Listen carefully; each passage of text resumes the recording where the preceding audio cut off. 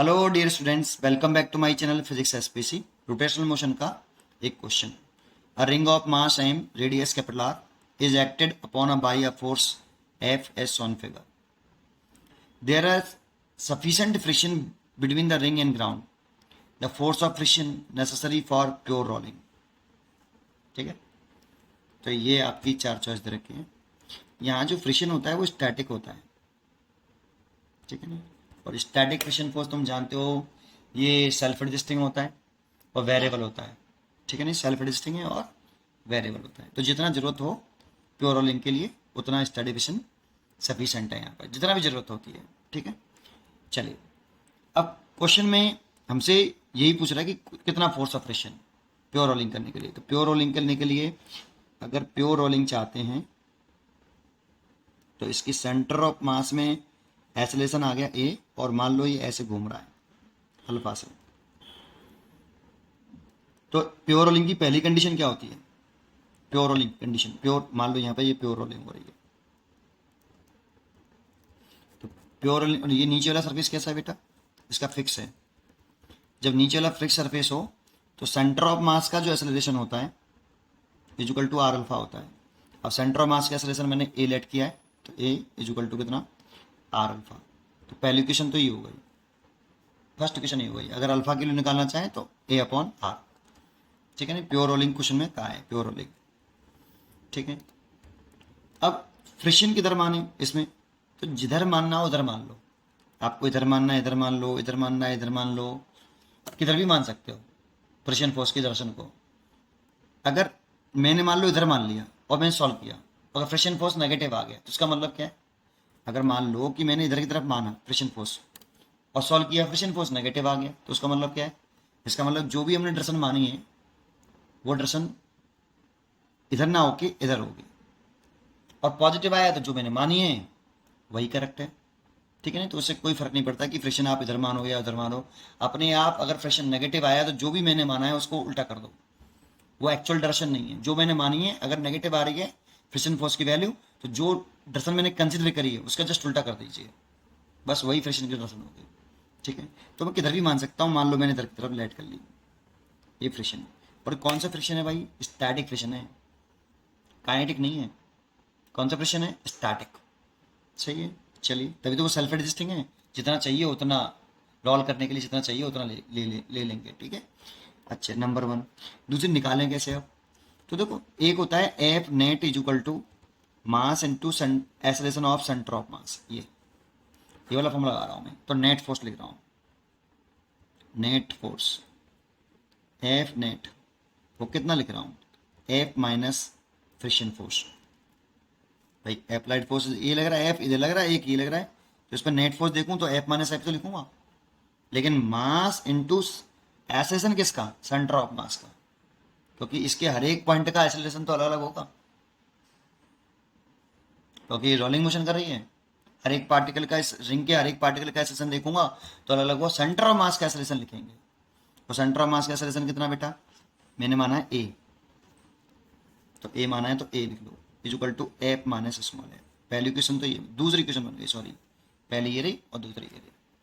अब क्या करें? अब टॉर्क निकाल लें। टॉर्क किसके अबाउट निकालें? हमेशा इस जगह पे सेंटर ऑफ मास के अबाउट निकालना चाहिए, क्योंकि अगर सूडो फोर्स भी अगर कोई होगा तो उसका भी नेट टॉर्क कितना हो जाएगा? जीरो।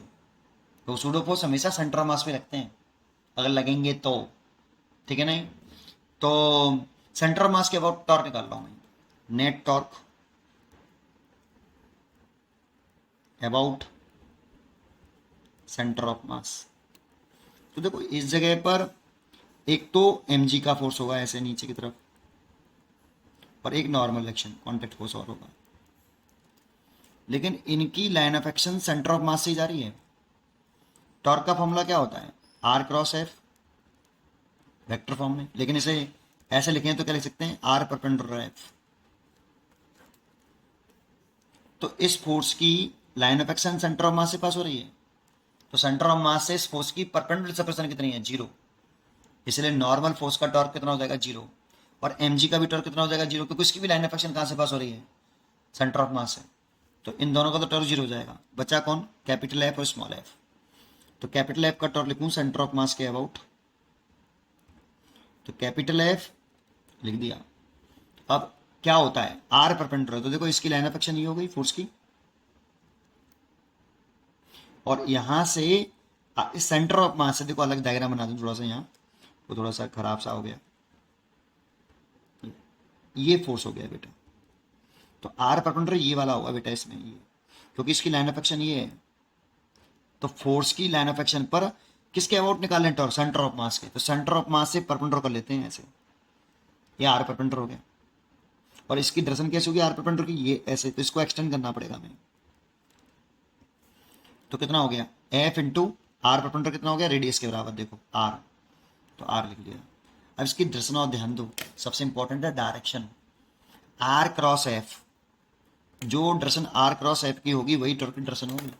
अब आर क्रॉस एफ किस निकालते हैं, राइट हैंड लगाते हैं, राइट हैंड में आर वेक्टर की डायरेक्शन में रखते हैं, राइट हैंड को, राइट हैंड की फिंगर आर वेक्टर की डायरेक्शन में, और आर से एफ की तरफ छोटे एंगल से अपनी उंगली को घुमाना है। राइट हैंड की डायरेक्शन में, राइट हैंड की फिंगर आर वेक्टर की डायरेक्शन में रख के छोटे एंगल से एफ की डायरेक्शन में घुमा दो, तो घुमाया, दैट मीन्स ऐसे घुमाना है, ऐसे यहाँ से छोटे एंगल से ऐसे घुमाएंगे तो बड़ा एंगल हो जाएगा। तो आर क्रॉस एफ देखो ऐसे रखा, छोटे एंगल से घुमा दिया, थंब किधर आ रहा है, नीचे, तो ये वाला टॉर्क डाउनवर्ड डायरेक्शन में है। डायरेक्शन बहुत इंपॉर्टेंट है, ठीक है।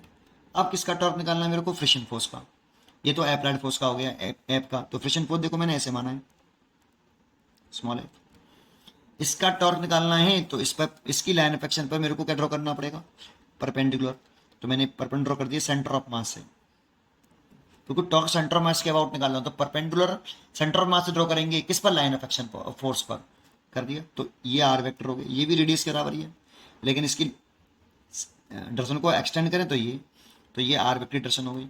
इसमें भी ऐसे रखूंगा, देखो बड़े एंगल से घूम रहा है, ये ऐसे घूम रही है मेरी फिंगर, ऐसे ही बड़ा एंगल हो गया, घुमाना है तो आर से एफ की तरफ छोटे एंगल से ऐसे, तो देखो ऐसे आर वेक्टर डायरेक्शन में फिंगर रखी और छोटे एंगल से घुमा दिया, थंब किधर आ रहा है, नीचे, और नीचे आ रहा है तो इसका भी डायरेक्शन टॉर्क की डायरेक्शन किधर है बेटा, नीचे ही है, F small F into R, ये भी नीचे है। अब एक चीज़ और, अभी एक चीज़ और सुन लो, अभी साइन लगाने से पहले साइन लगाऊंगा, अभी मैं इसमें अभी लगाता हूँ। यहाँ सेंटर ऑफ मास के अबाउट टॉर्क लिख रहे हो, तो टॉय इक्वल टू क्या लिखोगे बेटा आप, आई अल्फा, ये। अब इसकी डायरेक्शन पे भी ध्यान रखना है, आई अल्फा। अब जानते हो टॉय की डायरेक्शन क्या होगी, जो अल्फा की डायरेक्शन तुमने लेट करी है, देखो मैंने अल्फा कैसे घुमाया, क्लॉकवाइज, तो टॉर्क की डायरेक्शन पहले अपनी फिंगर को क्लॉकवाइज घुमाइए, थंब किधर आ रहा है, नीचे, अल्फा किधर घुमाया आपने, क्लॉकवाइज, तो अपनी फिंगर को भी क्लॉकवाइज घुमाइए, जिधर आपका थंब आ रहा है तो नीचे आ रहा है थंब, घुमाने पर क्लॉकवाइज, तो ये टॉर्क की डायरेक्शन है, टॉय बराबर अल्फा की, क्योंकि आई तो स्केलर है, इसकी तो कोई डायरेक्शन नहीं, तो जो अल्फा की वही टॉर्क की, और अल्फा की डायरेक्शन नहीं है डाउनवर्ड, अल्फा क्लॉकवाइज है तो इसका मतलब अल्फा की डायरेक्शन क्लॉकवाइज नहीं है, अल्फा की डायरेक्शन डाउनवर्ड है, ऐसे डाउनवर्ड नीचे की तरफ, और ये डायरेक्शन अल्फा की है तो यही डायरेक्शन टॉर्क की है। तो टॉर्क की इस टॉर्क में जो हमने लिखा आई अल्फा सेंटर ऑफ मास के अबाउट, ये भी डाउनवर्ड है। अब तीनों की डायरेक्शन डाउनवर्ड है, तीनों की, तो देखो किसी एक को, चाहे डाउनवर्ड को पॉजिटिव मान लो, अपवर्ड को पॉजिटिव नेगेटिव, या उल्टा भी कर सकते हो, मैं तो डाउनवर्ड को क्या मान लेता हूँ, डाउनवर्ड डायरेक्शन को पॉजिटिव और अपवर्ड डायरेक्शन को नेगेटिव, उल्टा भी कर सकते हो आप, डाउनवर्ड को नेगेटिव और अपवर्ड को पॉजिटिव, लेकिन एक क्वेश्चन में एक ही रखना, जो भी तुमने लेट कर ली हो। मैंने लेट कर ली कि डाउनवर्ड डायरेक्शन को मैं पॉजिटिव मान रहा हूँ और अपवर्ड डायरेक्शन को नेगेटिव, तो जब पॉजिटिव मानी तो ये भी पॉजिटिव, ये भी पॉजिटिव और ये भी पॉजिटिव, ये सब पॉजिटिव हो गए। डायरेक्शन का रोल वेरी मोस्ट इंपॉर्टेंट। यहाँ पे बच्चे डायरेक्शन गलत कर देते हैं, इसकी वजह से बच्चों को लगता है कि फ्रिक्शन की डायरेक्शन इधर माननी चाहिए उधर माननी चाहिए ना, इस वाले केस में कहीं भी मान सकते हो आप। एफ पॉजिटिव आया तो जो डायरेक्शन मैंने मानी है वो सही है, एफ नेगेटिव आया तो जो डायरेक्शन मैंने मानी है उसके जस्ट अपोजिट होगी डायरेक्शन, बस इतना सा पॉइंट है। ठीक है बेटा, चलिए तो अब इसको सॉल्व करें आगे।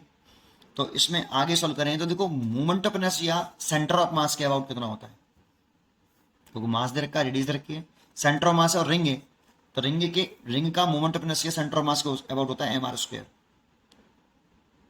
और ये अल्फा है, बराबर कितना, यहां से आर कॉमन ले लिया, capital F plus small F, एक आर से एक आर मर गया, एम इंटू आर, और अल्फा की वैल्यू देखो मैं यहाँ से पहली इक्वेशन से alpha is equal to A upon R put कर लूँगा, यहाँ से अल्फा निकालूँ तो अल्फा इजिकल टू कितना आएगा, ए अपॉन आर, तो यहाँ अल्फा की वैल्यू पुट कर दी मैंने A by R is equal to capital F plus small f, R से आर मर गया, तो M into A is equal to हो गया capital F plus small F. ये क्वेश्चन नंबर 3 हो गई, सॉरी। एक मैंने टॉर्क से निकाली, एक मैंने नेट फोर्स से निकाली, और एक प्योर रोलिंग की कंडीशन लगाई। लेकिन प्योर रोलिंग की कंडीशन हमेशा नहीं होती, ये हमेशा तब होती है जब ये फिक्स सरफेस हो। ये फिक्स है तभी तक सही है, ये A centre of mass equal to R alpha.